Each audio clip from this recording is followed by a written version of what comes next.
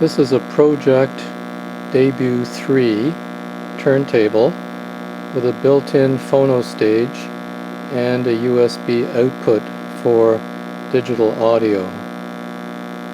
It was first manufactured in the early 1990s, which puts this to around 25 years old.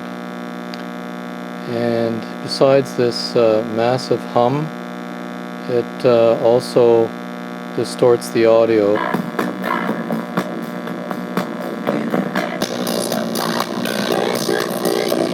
This phono stage is now defective, and there is no bypass switch that would allow the tone arm signal to be directly connected to an external amplifier.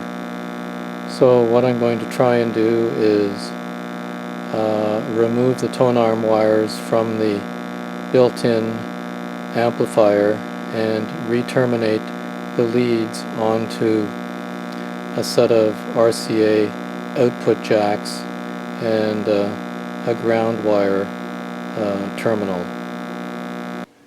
Using a small Phillips screwdriver, I'm just going to remove the screws to the cover plate.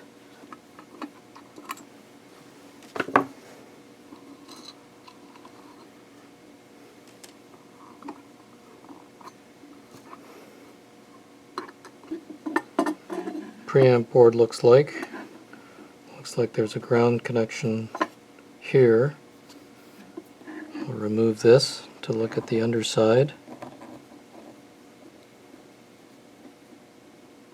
The red, which is the right channel signal wire, is connected on to one terminal.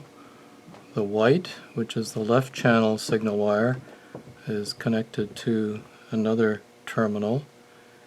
And there are three wires connected to the third terminal, which would be a ground terminal. So there's a green wire, which is the right channel return wire or ground wire.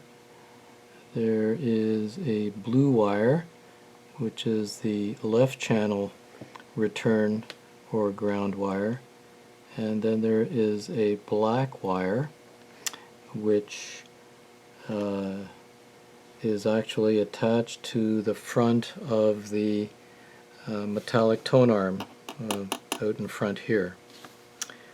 It's sort of interesting that the chassis ground and the signal grounds are all connected to the same terminal. So I'm going to use the soldering iron to remove all these leads from the circuit board.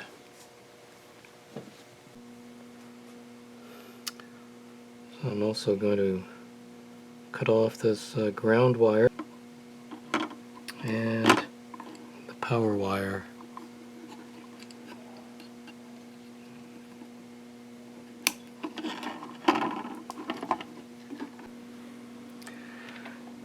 So I'm going to try and wire these tone arm leads to the RCA jacks on the printed circuit board. So it would appear that the ground is this pin here for the left channel, and for the right channel it would be this pin, and for the signal lead it would be the one that's further back, which is here, and similarly for the right channel it would be the pin over here.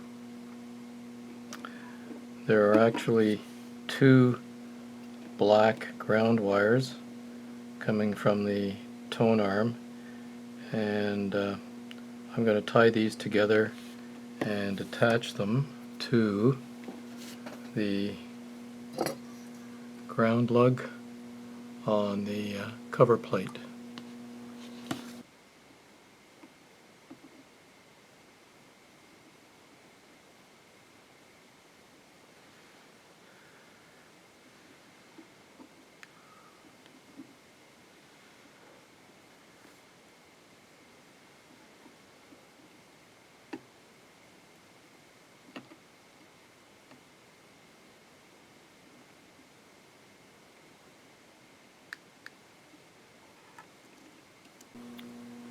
So this is how the signal leads look after they're attached to the respective pins. So the white to the left signal, red to the right signal, green to the right return, and the blue wire to the left return. So all three ground wires have been now soldered onto this ground lug from the back. Now I'll reassemble everything.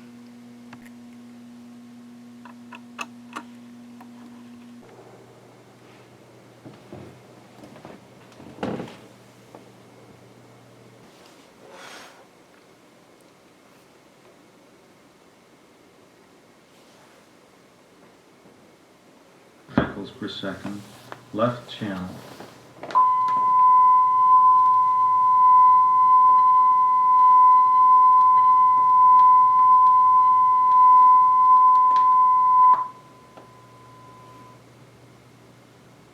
Right channel, standard recording level, velocity 5 centimeters per second, frequency 1000 cycles per second, right channel.